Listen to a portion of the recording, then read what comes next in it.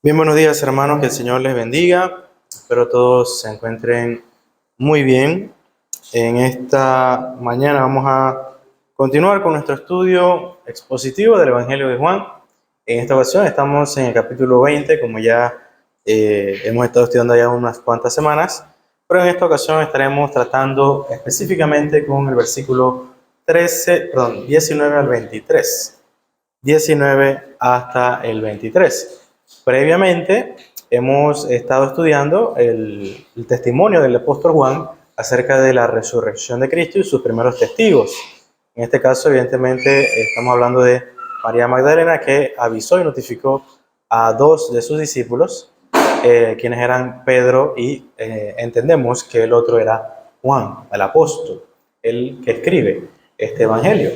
Asimismo, también vemos un trato particular de parte de Jesucristo a aquella mujer llamada María Magdalena, que también fue una testigo ocular de Jesucristo resucitado, ¿verdad? Entonces, vamos a estar viendo los eventos posteriores. Aclaro, tal como lo dice Juan, esto no ocurre mucho tiempo después. Esto ocurre en el mismo día. Todo lo que estamos viendo aquí ha ocurrido en una cuestión de horas, entre la mañana muy temprano hasta horas de la tarde. Entonces, por ese motivo, aunque parece mucho contenido, pues solo ha pasado ni un día todavía, desde que Cristo resucitó. Vamos a leer específicamente el versículo 19 al versículo 23 y luego oramos para agradecer al Señor y continuamos con la enseñanza. Dice la palabra de Dios. Cuando llegó la noche de aquel mismo día, el primero de la semana, estando las puertas cerradas en el lugar donde los discípulos estaban reunidos, por miedo de los judíos, vino Jesús y puesto en medio les dijo: paz a vosotros. Y cuando les hubo dicho esto, les mostró las manos y el costado. Y los discípulos se regocijaron viendo al Señor. Entonces Jesús les dijo otra vez: paz a vosotros. Como me envió el Padre, así también yo os envío. Y habiendo dicho esto, sopló y les dijo: recibid el Espíritu Santo. A quienes remitiereis los pecados, les son remitidos, y a quienes se los retuviereis, les son retenidos. Demos gracias a Dios. Padre bueno que estás en los cielos, te damos gracias por tu palabra. Te pedimos en esta mañana que tú nos bendigas con tu instrucción, tu consejo sabio, y que en última instancia, Padre eterno, a través de esta predicación podamos ser conformados cada uno de los que estamos aquí, incluyéndome, cada día más a la estatura del varón perfecto, a la imagen de tu Hijo Jesucristo. Que podamos ser transformados día con día a través del poder del Espíritu Santo, que nos ayuda y nos corrige y nos da edificación a través de tu palabra. Padre eterno, que yo no sea ningún obstáculo para mis hermanos en la comprensión de tu palabra. Asimismo, disipa cualquier miedo, temor, distracción del corazón de mis hermanos, para que puedan escuchar tu voz en esta mañana. Gracias, Señor, por este tiempo. En el nombre de Jesús. Amén y amén. Bien, hermanos, durante esta lección estaremos estudiando, aunque son pocos versos y a veces uno podría pasarlo por alto. Estamos estudiando un momento cumbre en la historia de la iglesia.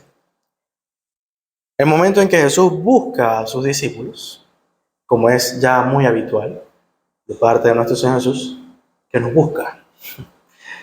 No es algo muy frecuente del lado contrario, es más, podría decir lo que no pasa. Es nuestro Señor Jesús quien siempre sale a buscarnos. Jesús busca a sus discípulos que se escondían de las repercusiones de ser un seguidor de Jesús, de ser un discípulo de Jesús. temiendo por sus vidas, escondidos. Jesús les encuentra y ciertamente les reprende, les consuela, les comisiona y les empodera. Ahora este término obviamente ha sido mal utilizado recientemente, pero no se asusten. Usted y yo hemos sido empoderados por Jesucristo a través del Espíritu Santo. Lo que a nosotros se nos ha dado no es el espíritu de debilidad y cobardía, sino el espíritu de dominio propio, poder y amor. Así que con toda confianza puedo usar el término. Pero el poder que Dios nos concede es específico. Y estaremos viendo estos puntos que acabo de mencionar en toda esta pequeña sección de versos. Cómo Jesucristo, ¿verdad?, atiende a la situación y condición de los discípulos cuando se escondían y cómo lo hace de dos formas en particular. Ahora Juan no nos da luz en este aspecto, pero otra vez, como lo hemos dicho antes, Juan escribe su evangelio, ¿verdad? Es, según los eruditos, el último de los evangelios escritos, con conciencia de los anteriores.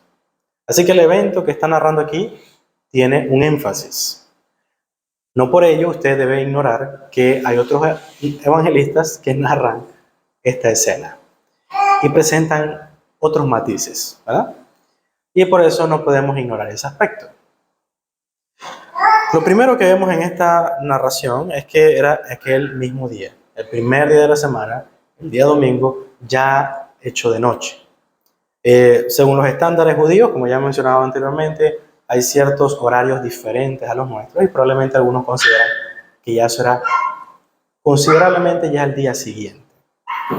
Algunos otros han tratado de resolver esa pequeña incertidumbre, ¿verdad?, dando a entender que sí era la noche, pero más bien era como aquel momento del atardecer, ¿no?, cuando ya se va haciendo oscuro, pero aún no se ha ocultado el sol. Pero en fin, eso es tema de otra lección. Lo más importante es que ese primer día Jesucristo aparece. Hay otro tema aquí que es un poquito escabroso, pero también vamos a pasar un poco por alto de ello. Solo haré una pequeña mención. Estaban cerradas las puertas en el lugar donde los discípulos estaban reunidos por miedo a los judíos. Vino Jesús y puesto en medio les dijo: paz a vosotros. Ahora, es probable que usted lo haya escuchado, es muy común esta interpretación, sin embargo, no es concluyente. El versículo realmente no nos dice nada concluyente. Algunos interpretan este verso como el hecho de que Jesús, en su cuerpo glorificado, ¿verdad?, pudo aparecer en medio de ellos de forma espontánea, de forma súbita. Esto es una forma de interpretarlo. Otra forma de interpretarlo es un poquito más natural para nosotros. Simple y llanamente, como dice el verso, vino Jesús y se puso en medio de ellos. En esa misma forma de lenguaje, aunque suena de lo más normal posible, pues eso es exactamente lo que algunos creen.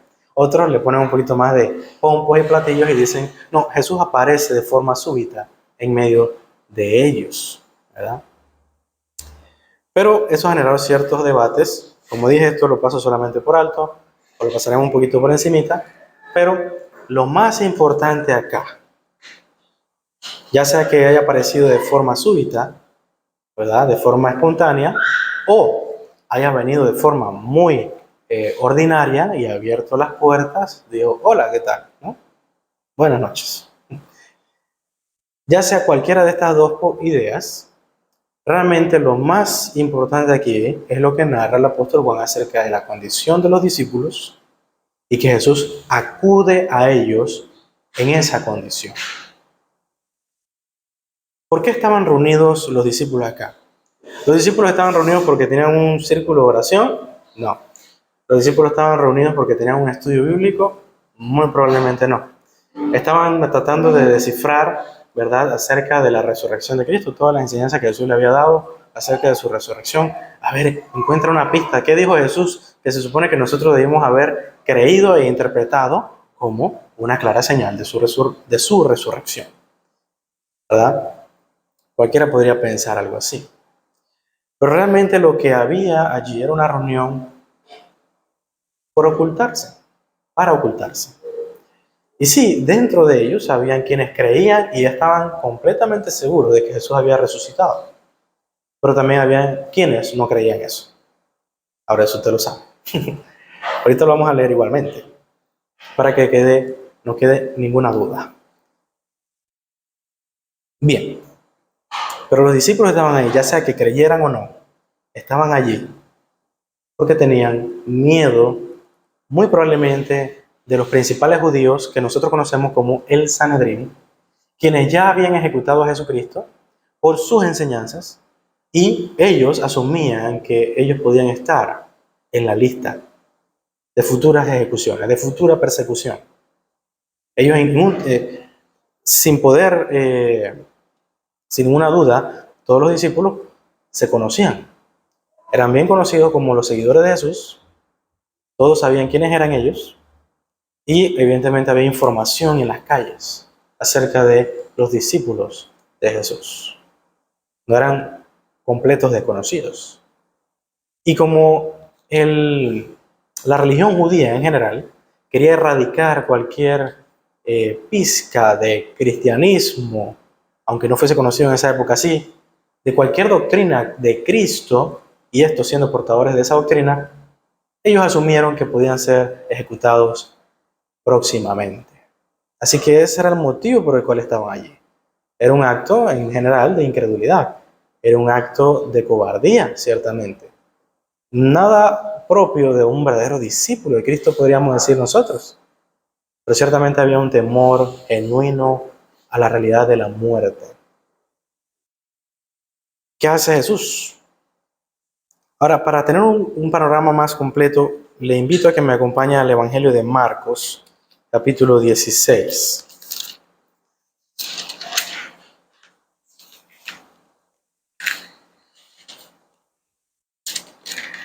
Versículo 14.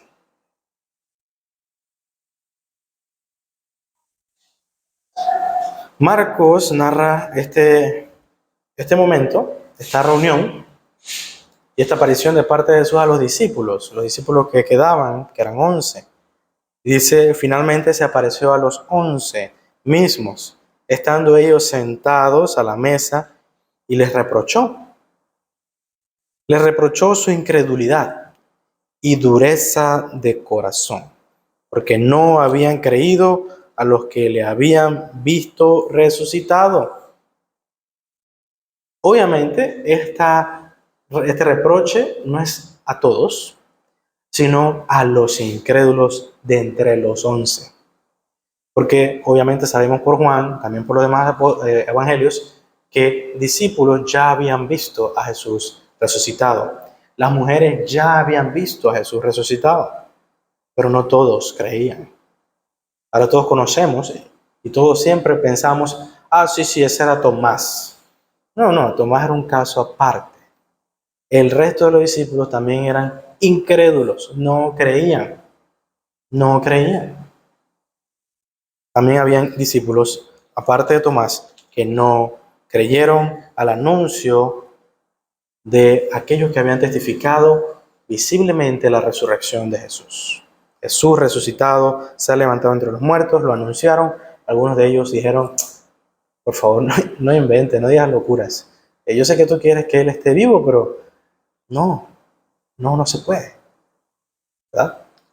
Ahora, esto es una actuación e imitación bastante pobre, pero estoy seguro que allí emergieron otro tipo de reacciones un poco más, quizá más hostiles, más burlescas incluso podría decirse, o conducidos por el temor y la cobardía, ¿verdad? Pensaron de forma absurda acerca de la resurrección, pero por mera ignorancia. No habían atendido a las palabras del Señor Jesús.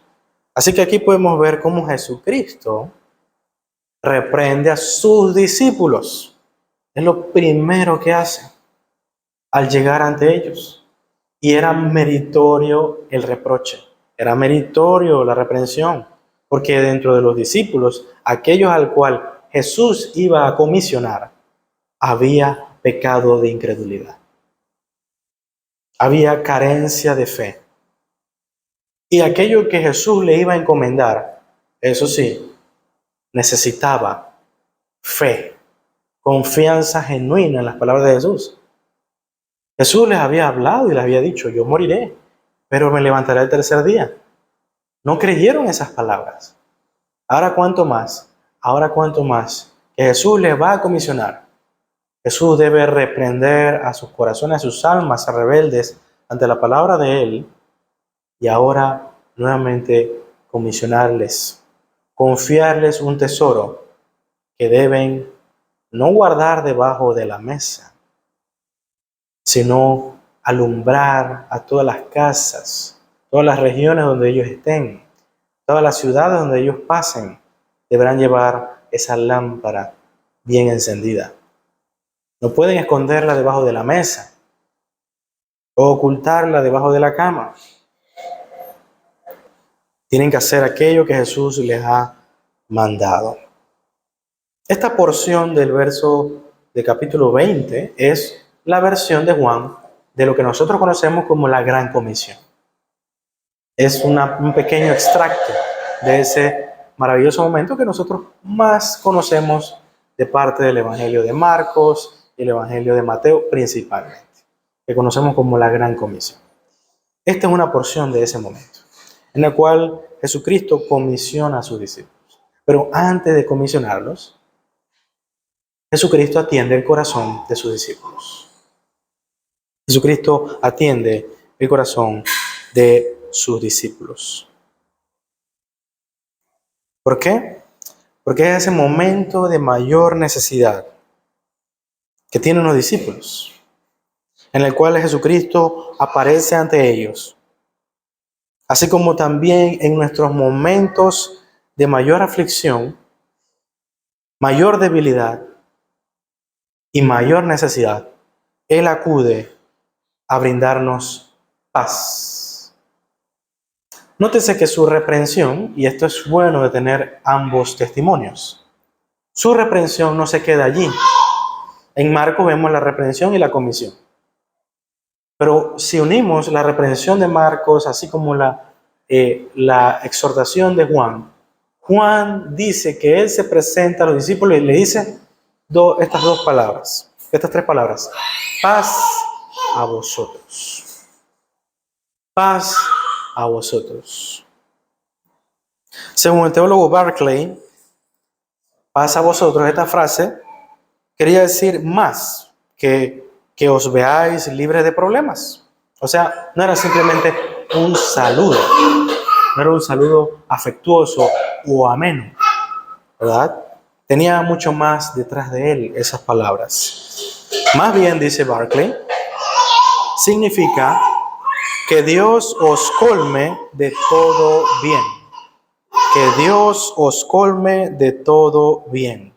O como Hendrickson también de forma interpretativa expande estas palabras de Jesús y dice, la paz pronunciada a los discípulos, no solo pronunciada, sino de hecho dada.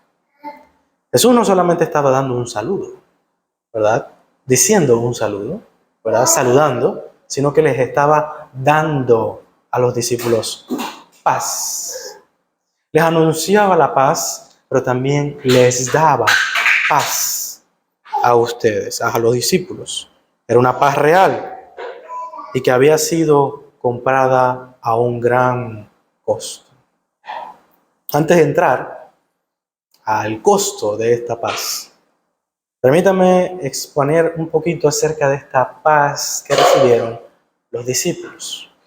Porque normalmente este mundo añora paz, desea paz. En mi consultorio llegan muchas personas con problemas y requieren paz. Lo que buscan es paz, pero no la paz que da Dios. Buscan una paz mundana, temporal. Busca una paz que solamente atiende las necesidades personales, egoístas de su corazón, pero no la paz genuina que viene de Dios. Recuerde, mi querido hermano, el término paz es un término que mejor conocemos en cuestiones políticas y bélicas. ¿En qué sentido? Bueno, usted ha visto esas firmas de tratado de paz, ¿verdad? ¿Que sí? Probablemente lo haya visto. Recientemente no, todo el mundo parece que quiere guerra. Pero hace años, recuerdo que el presidente de los Estados Unidos firmó 3 tratados de paz justo antes de terminar su gobierno con 3 países de Medio Oriente. Y todo dije, wow, increíble. Lo cual es bastante raro, especialmente Estados Unidos y Medio Oriente. Pero ¿qué significa ese tratado de paz? Bueno, que estas 2 naciones no tendrán, ¿verdad?, encuentros bélicos entre sí. Ellos cesan cualquier tipo de conflicto bélico o invasión o ocupación dentro de ese país, sino que habrá armonía entre ambas naciones a nivel político, económico, habrán transacciones que beneficiarán a ambas partes. Eso es un contrato ganar-ganar, ¿cierto? Eso es lo que es un tratado de paz en nuestro contexto. Ahora, aunque hay claras diferencias, la realidad es que lo que Jesús anuncia a los discípulos es el tratado de paz entre Dios y los hombres. Y Él presenta delante de los discípulos el contrato firmado. Ese contrato no es firmado por los hombres, no es estipulado por los hombres, no dice, Dios sí, yo voy a firmar, pero quiero estas condiciones, ¿no? Estas condiciones me interesan a mí. No. Eso no es un contrato donde la parte que ofende, en este caso el hombre, tiene derecho de poner sus condiciones. No. Las condiciones las ha puesto Dios de este tratado de paz. Acéptalo o recházalo. La condición que Dios ha puesto es arrepentíos. Arrepentíos de vuestros pecados. Esa es la condición que Dios ha puesto. El hombre no tiene derecho de colocar condiciones para firmar contrato. Pero el contrato firmado que presenta Jesucristo al hombre de un contrato estipulado por Dios, presentado por Dios, donde se consolida y garantiza la paz, es su cuerpo lacerado. Son las cicatrices en su cuerpo. Ese es el anuncio, la evidencia, la garantía para la humanidad de que Dios anuncia y ha establecido la paz para con los hombres. Ese es el costo de esa paz, que Cristo murió en la cruz del Calvario para salvación de los pecadores. Pero este término pecadores, no sé si usted lo ha percibido, yo siempre lo he percibido. Cuando la gente habla de pecadores, los presenta en un sentido de víctima. Los pecadores, pobres pecadores. Pero mi querido hermano, el término pecadores como tal, o quizá el término más que deberíamos usar más seguido es transgresores. Porque eso implica que hay una violación o traición de algo. Y eso es la voluntad de Dios, del pacto que teníamos con Dios, de la relación que teníamos con Dios. Cuando la gente habla de pecadores, siempre lo pone en un estado de víctima, pero no de ofensor, no de aquel que ha traicionado, no de aquel que ha violado el pacto con Dios. Y es así cuando vemos esto así, podemos entender que la paz que anuncia Cristo es un cese a las hostilidades. Es Dios diciendo, ya no derramaré mi ira sobre vosotros. Lo único que tengo para ustedes, a esos 11, sí, que aún después de Jesús resucitado, aún pecaban con incredulidad. Lo único que tiene Dios para con ellos es paz genuina. Y dará paz genuina a sus discípulos. Ese es el anuncio de Jesucristo. No es un simple saludo, es un anuncio y un don de parte de Dios, de parte de Jesucristo, a sus discípulos, a su iglesia. Jesucristo nos anuncia a nosotros que hay paz desde el cielo con nosotros. No hay más ira. Como dice Pablo a los romanos, ya no hay más condenación para aquellos que están en Cristo.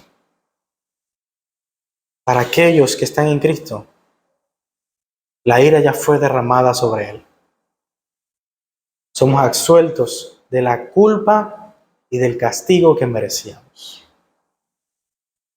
Esta es la realidad, este es el anuncio de Jesús. Y es por eso que Jesús muestra las marcas de su amor a los discípulos posterior a esta afirmación. Paz a vosotros. Y dice, y cuando le hubo dicho esto, les mostró las manos. Les mostró las manos, no solo a Tomás, a los otros discípulos. Y el costado.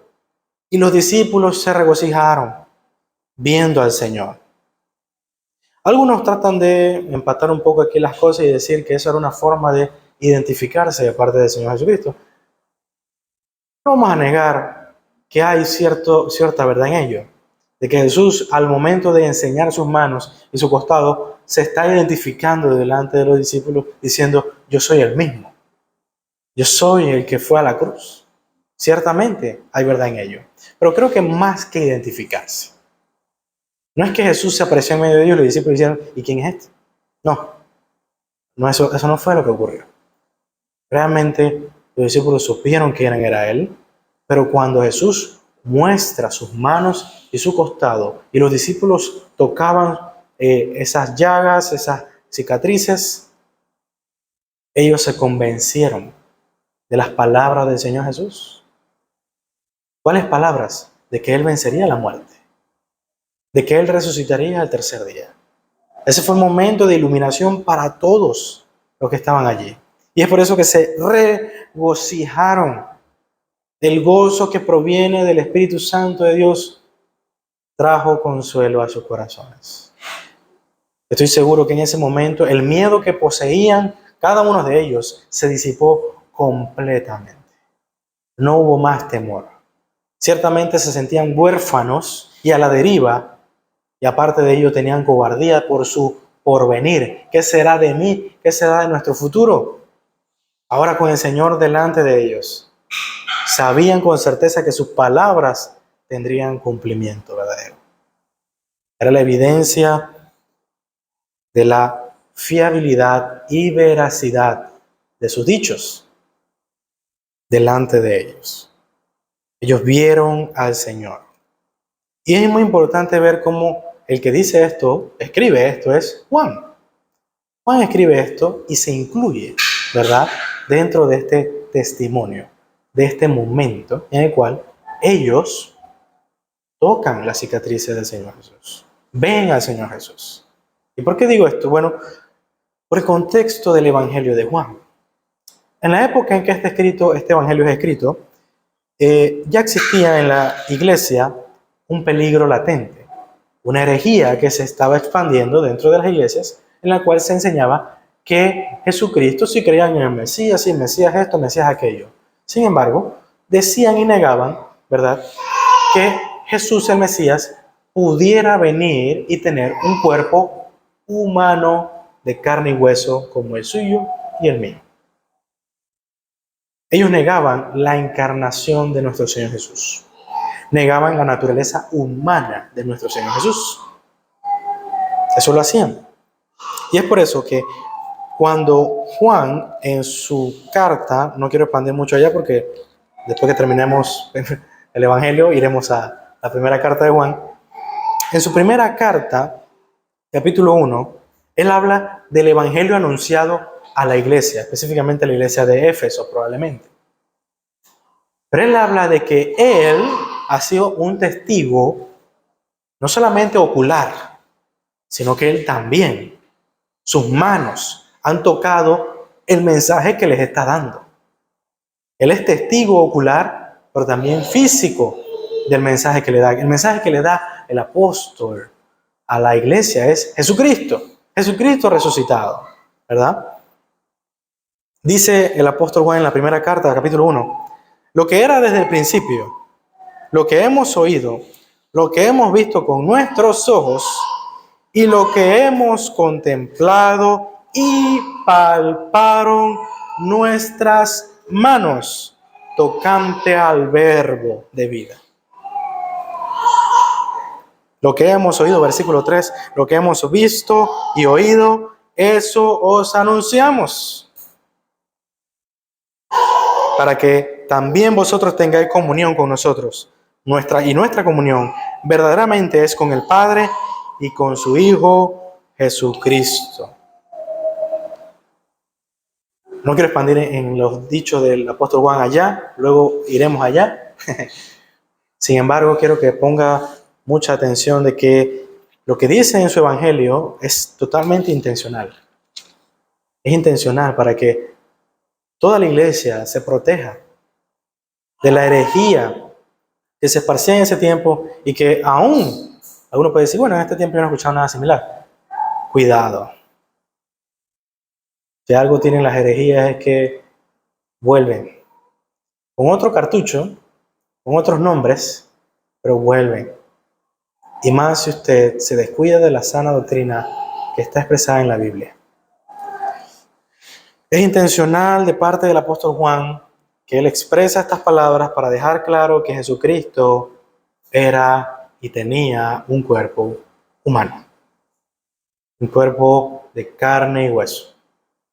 Es cierto, era un cuerpo glorificado, pero por el simple hecho de la forma en que Jesús llama a los discípulos y expresa que sea tocado, que puedan tocar su cuerpo, expresa el hecho de que Jesús era, ¿verdad?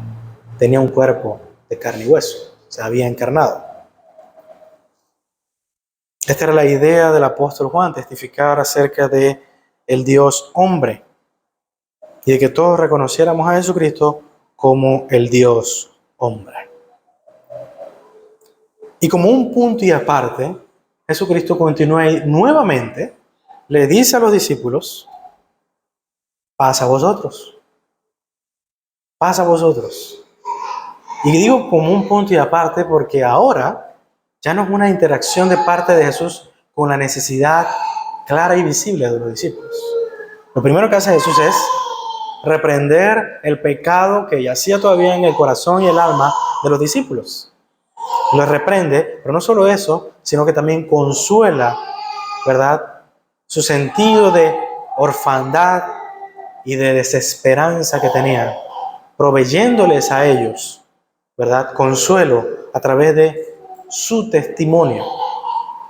El testimonio genuino y verdadero que estaba delante de ellos de que Jesucristo había resucitado, de que Jesucristo no yacía en la tumba, de que toda esperanza que ellos tenían no había muerto, sino que su esperanza vive y vive para siempre. Eso es lo que hizo Jesús primero. Y ahora, nuevamente les recuerda, pasa a vosotros. Nuevamente les dice, tal como expresa y mencioné hace un momento, Barclay, dice que Dios colme de toda buena dádiva, de todo don, de toda bendición. Y esta bendición sería la que Jesús les daría a continuación. Y Él les dice, no solamente pasa a vosotros, sino que también les encomienda. Así como en los evangelios dice, id por todo el mundo y predicar el evangelio, ¿verdad? Y a todas las fronteras, todos los lugares, anunciando este evangelio a toda criatura. Acá Juan lo expresa de esta forma. Jesús les dice a los discípulos, como me envió el Padre, así también yo os envío. Yo os envío. Esta forma de expresión no es una forma de expresión completamente literal. O sea, no es literal. ¿A qué me refiero? Algunos de ustedes podrían pensar, ¿cómo así? ¿Que lo envió como el Padre? Si Él estaba a la diestra del Padre, o sea, que nos envía... No, no tiene nada que ver con eso. Tiene que ver con propósito. Somos enviados con el propósito, mismo propósito por el cual fue enviado Jesucristo. Ese propósito lo vemos en el capítulo 17. Ya lo hemos visto en el capítulo de Juan. ¿Y cuál era el propósito de Jesucristo a la hora de ser enviado? Vamos a recordarlo en Juan 17. En la oración sacerdotal, Jesucristo habla de que ha cumplido el propósito por el cual fue enviado. Y él dice, versículo 3 en adelante, y esta es la vida eterna, que te conozcan a ti, el único Dios verdadero, y a Jesucristo, a quien has enviado. Yo te he glorificado en la tierra. He acabado la obra que me diste que hiciese. ¿Verdad? Ahora, pues, Padre, glorifícame tú al lado tuyo con aquella gloria que tuve contigo antes de que el mundo fuese. ¿Qué era lo que Jesucristo había cumplido? Había cumplido el propósito de dar a conocer quién era el Padre y quién era Él mismo, como Jesucristo, el Hijo de Dios. Ese era el propósito por el cual había venido Jesucristo. Había cumplido la obra de dar a conocer, de revelar a los hombres al Padre y, por consiguiente, a sí mismo, como el Hijo de Dios, el Mesías prometido. Ahora, ¿cuál es el propósito de los discípulos? Ahora en el capítulo 20, el propósito de los discípulos es que den a conocer al Hijo y que revelen también al Padre, quien envió a su Hijo. Esta es la versión joánica, ¿verdad?, de la Gran Comisión.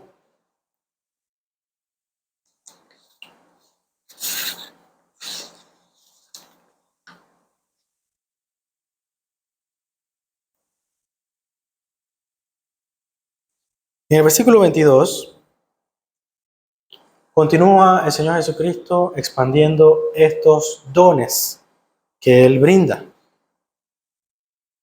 Dice el versículo 22, y habiendo dicho esto, sopló y les dijo, recibid el Espíritu Santo.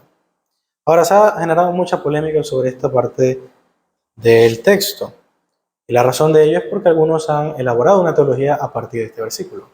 Han dicho, sí, este momento en el cual los discípulos, ¿verdad?, reciben el don del Espíritu Santo y posteriormente en el aposento alto ellos reciben lo que se conoce por algunos lados, en algunas esferas, la segunda bendición del Espíritu Santo. Algunos han interpretado esto de tal forma. Sin embargo, mi querido hermano, por el testimonio de Jesucristo, también expresado en el Evangelio de Juan, te disculpe que no tengamos mucho tiempo para expandir en ello, es claro y es ya antes referido que el don del Espíritu Santo, ¿verdad?, para capacitarlos al ministerio, para llevarlos a predicar el Evangelio y ser testigos de Jesucristo, sería dado en el aposento alto.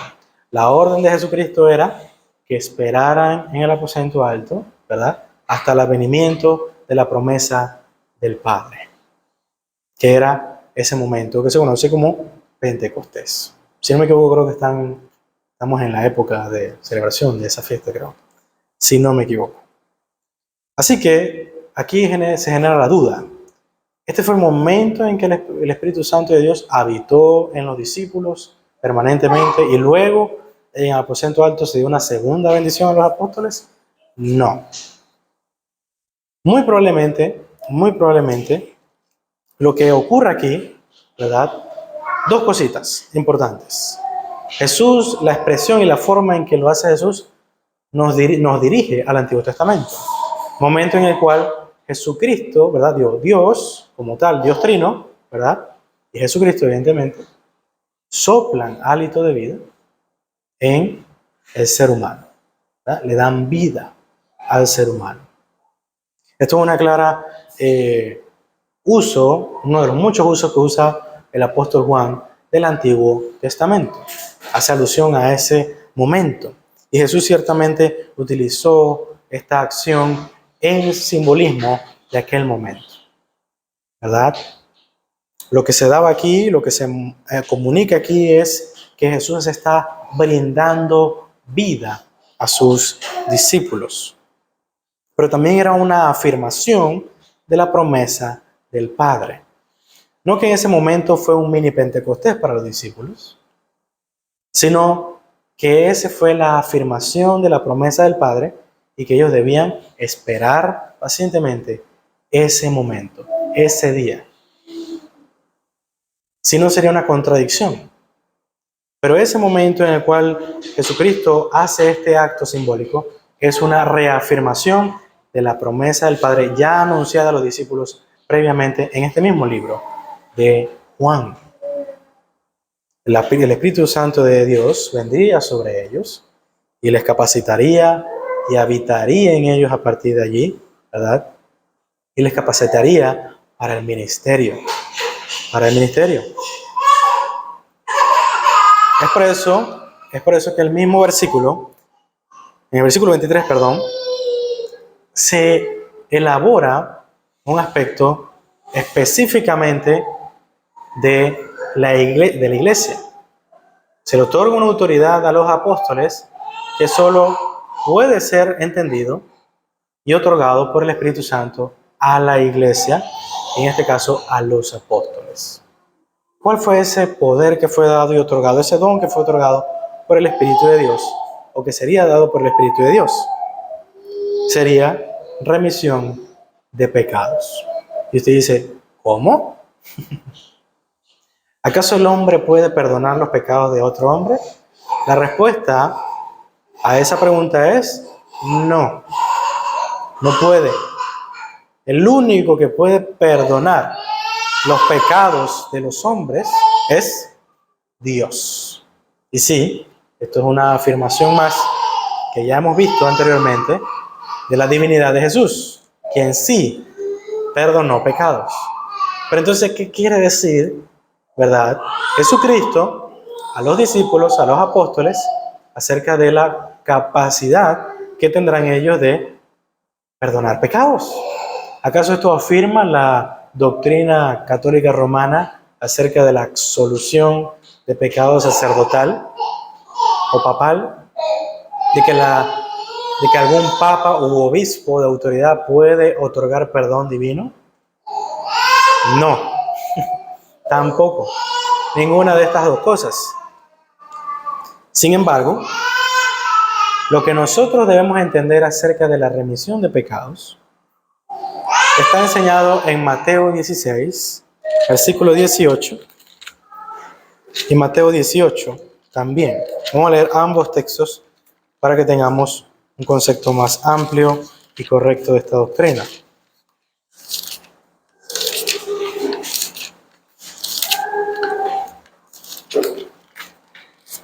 Capítulo 16 de Mateo, versículo 18. Y yo también te digo que tú eres Pedro, y sobre esta roca edificaré mi iglesia, y las puertas del Hades no prevalecerán contra ella. Y a ti te daré las llaves del reino de los cielos, y todo lo que atares en la tierra será atado en los cielos, y todo lo que desatares en la tierra será desatado en los cielos. Capítulo 18, verso 18, dice lo siguiente. De cierto os digo que todo lo que atéis en la tierra será atado en el cielo, y todo lo que desatéis en la tierra será desatado en el cielo. Esta porción del capítulo 18 se está refiriendo específicamente al perdón de los pecados. Está hablando de la disciplina eclesiástica. Momento en el cual se descubre a un hermano que está actuando de forma contraria a la ley de Dios. Este debe ser reprendido con un proceso eclesiástico, y primeramente por el testigo por el cual ha sido descubierto, debe reprenderle. Si éste no se arrepiente, debe traer un testigo que confirme la primera información que se le brindó. Si éste no se arrepiente, debe ser presentado a toda la congregación. Ahora bien, la intención de esa última fase es de que se arrepienta en última instancia de sus pecados. Nunca la vergüenza pública o la humillación pública, ni algún tipo de acto de abuso de autoridad, ¿no? La comunicación a los miembros de la iglesia del pecado del individuo es para que sea reprendido por toda la congregación, y éste entonces se arrepienta de sus pecados. Si éste no se arrepiente de sus pecados, la Biblia es bastante clara, debe ser desechado por la iglesia. ¿En qué sentido? En el sentido de que no es uno de nosotros, no es un miembro del cuerpo de Cristo, no es creyente. Esa afirmación que hace la iglesia es una afirmación que la iglesia entiende es reconocida en el reino de los cielos. Que en el reino de los cielos, por las condiciones que se han dado, esta persona no es acepta delante de Dios. En el cielo ya ha sido declarado culpable a este individuo, ha sido arrepentido, no se ha arrepentido, no es creyente. Desde el cielo se afirma que él no es, ¿verdad?, miembro de la iglesia.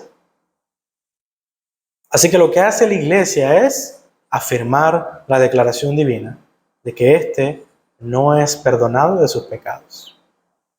Así que, en un sentido, tal como usa la terminología de Mateo, este individuo es atado. Así que la iglesia lo ata. El orden en que usa el Evangelio de Mateo es lo que genera cierta confusión, porque da la impresión de que lo que la iglesia ata, entonces en el cielo dicen, la iglesia tal no va a perdonar a este hermano por lo que hizo, pues nosotros tampoco. No, así no es. Siempre debe ser entendido como que la iglesia obra bajo la autoridad del cielo, bajo la autoridad de Dios. En otras palabras, Dios ha estipulado el orden en el cual la iglesia debe obrar en estos casos. Y si estas condiciones no se cumplen, o sea, la persona no se arrepiente de sus pecados, ciertamente, hermano, a pesar de que tiene testigos y todo el proceso como debe ser, ciertamente este individuo no ha sido perdonado y por consiguiente la iglesia lo ata a sus pecados.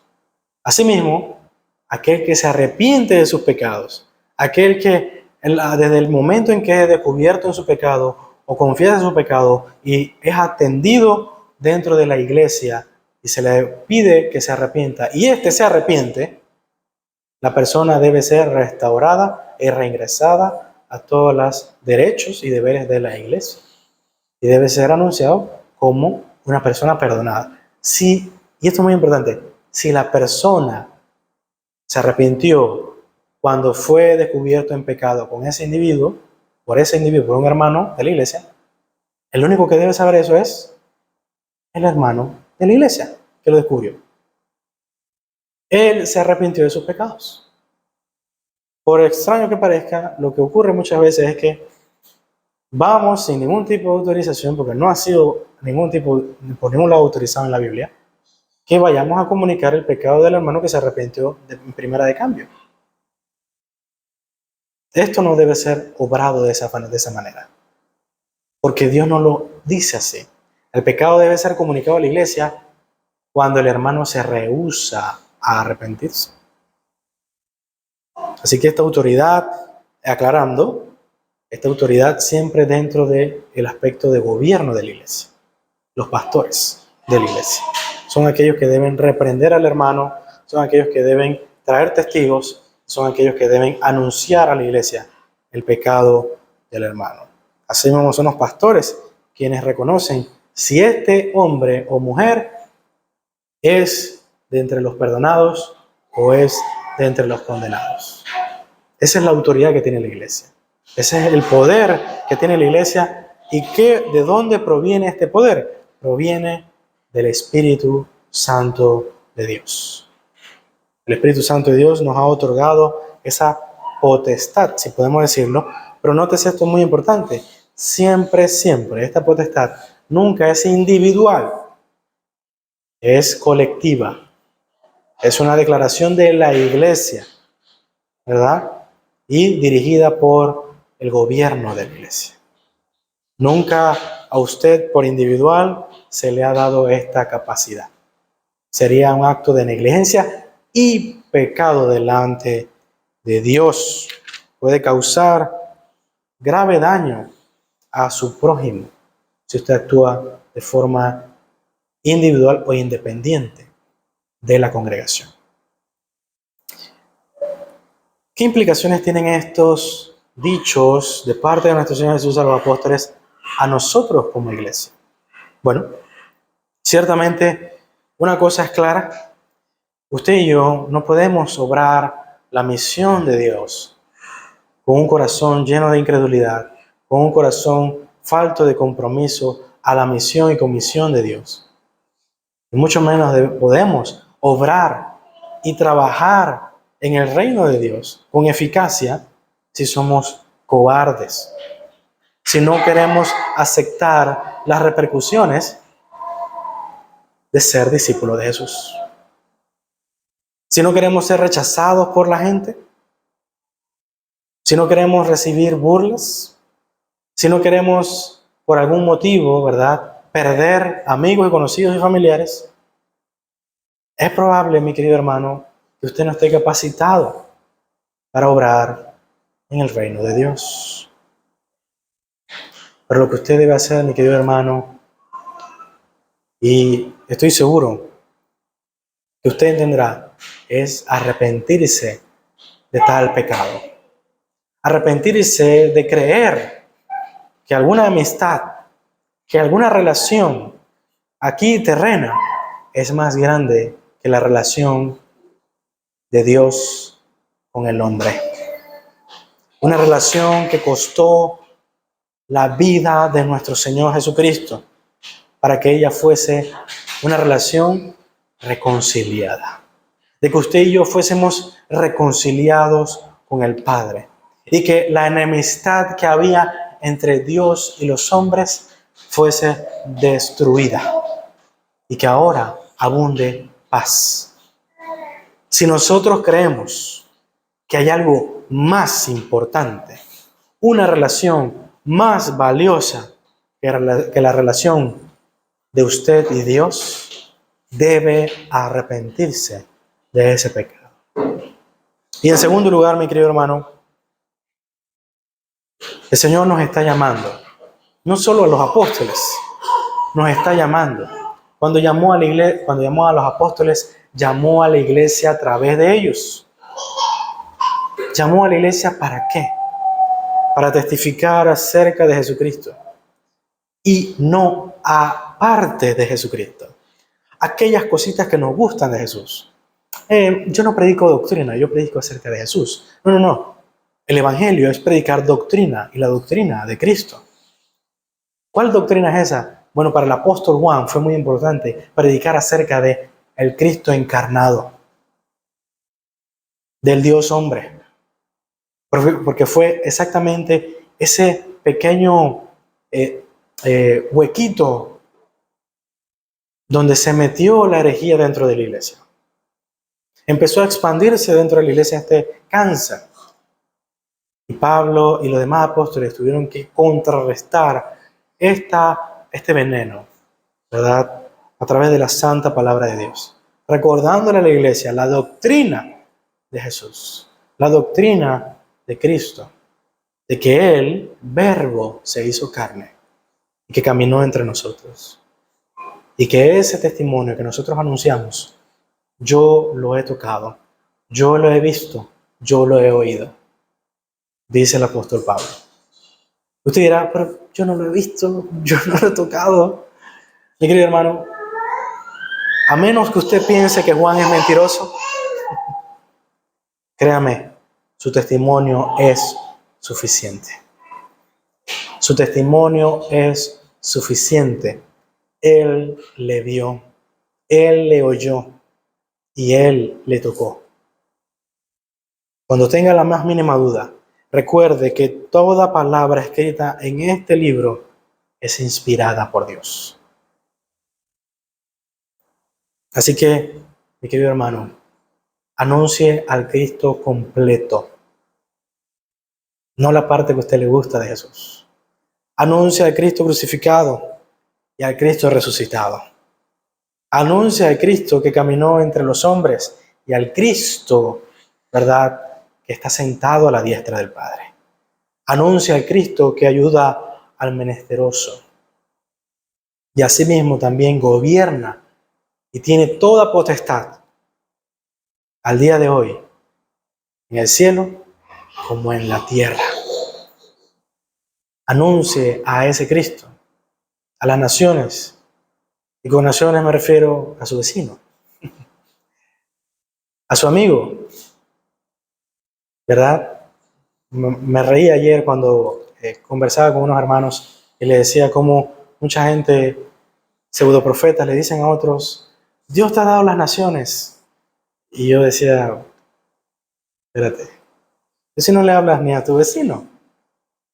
¿Dios te ha dado las naciones? Realmente esta profecía solamente es ego, es buscar reconocimiento, es llenar estadios. Yo quiero, hermano, a los apóstoles sabían que a Cristo se le prometieron las naciones. Y los apóstoles fueron de frontera en frontera y nación en nación. No llenaron estadios, ellos iban de plaza en plaza, de casa en casa. A eso es a donde ellos iban. No iban a llenar estadios. Cuando escucho a pseudo misioneros que solo van a los estadios, digo, ese no es misionero. Ese no es misionero. Ese tiene hasta seguridad. Guardaespaldas tiene. Ese no es misionero. Mi querido hermano, que Dios nos ha llamado. Cristo nos ha encomendado la obra que Él hizo en la tierra. Predicar del Evangelio. Predicar las buenas nuevas. Él fue el primer apóstol. Encomendó a sus apóstoles con un mensaje. Y a usted y a mí nos ha concedido ese mensaje para que lo anunciemos. Demos gracias a Dios. Padre bueno que estás en los cielos, te damos gracias por tu palabra. Bendecimos tu santo nombre, oh Dios. Y te pedimos en esta hermosa mañana que tú, oh Dios, nos ayudes a cumplir tu encomienda, tu mandato a la iglesia. Y que lo podamos hacer con sabiduría y lo podamos hacer con temor de tu palabra. Que cuando prediquemos el Evangelio y anunciemos el perdón de los pecados, podamos reconocer a aquellos que verdaderamente y genuinamente se arrepienten de sus pecados. Y asimismo aquellos que no lo hacen, también con sabiduría y temor divino, podamos reconocerlos. Que podamos obrar la gran comisión a través de tu autoridad, a través del poder que tu Espíritu Santo nos ha concedido. Dios Padre eterno, sabemos y entendemos que nada podemos hacer sin ti. Nada podemos hacer sin el poder del Espíritu Santo. En el nombre de Jesús te damos gracias. Amén y amén.